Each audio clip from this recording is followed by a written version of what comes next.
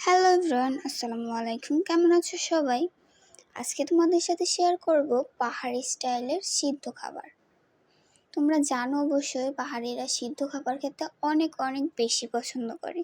এখানে আছে টক পাতা, কাঁকরোল, পুঁইশাক পাতা, কলমি শাক, আমের কুচি পাতা।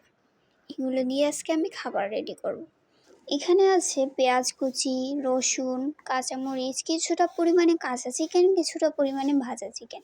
এগুলো দিয়ে মরিচ ভর্তা বানাবো। আর তোমরা অবশ্যই জানো সিদ্ধ খাবারের সাথে কাঁচামরিচের ভর্তা খেতে অসাধারণ লাগে, জাস্ট ওয়াও। এখানে সবগুলো উপকরণ আমি আবারও ভাজা ভাজা করে নিচ্ছি। ভাজা ভাজা করে নিলে ভর্তাটার টেস্ট অন্যরকম হয়। এই পর্যায়ে এগুলার আমি পেস্ট করে নিচ্ছি। পেস্ট করার পর দেখো এটার লুকটাই জাস্ট চেঞ্জ হয়ে গেছে। এবার চলো খাইয়া টেস্ট করে তোমাদের সাথে অনেস্ট রিভিউ শেয়ার করি।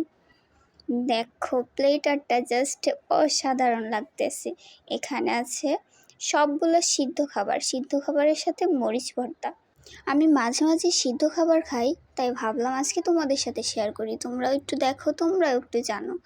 খাবারগুলো দেখতে এতটা লোভনীয় লাগতেছিল, আমি খাওয়ার সময় ভিডিও ক্লিপ নিতে ভুলে গেছি। বাসায় তোমরা অবশ্যই ট্রাই করো, ভালো লাগলে রিভিউ শেয়ার করো, সাথে ছোট্ট একটা কমেন্ট করো। আজকের মতো আল্লাহ হাফেজ, বিদায় নিচ্ছি। আবারও দেখা হবে নতুন কোনো ব্লগে, ইনশাআল্লাহ।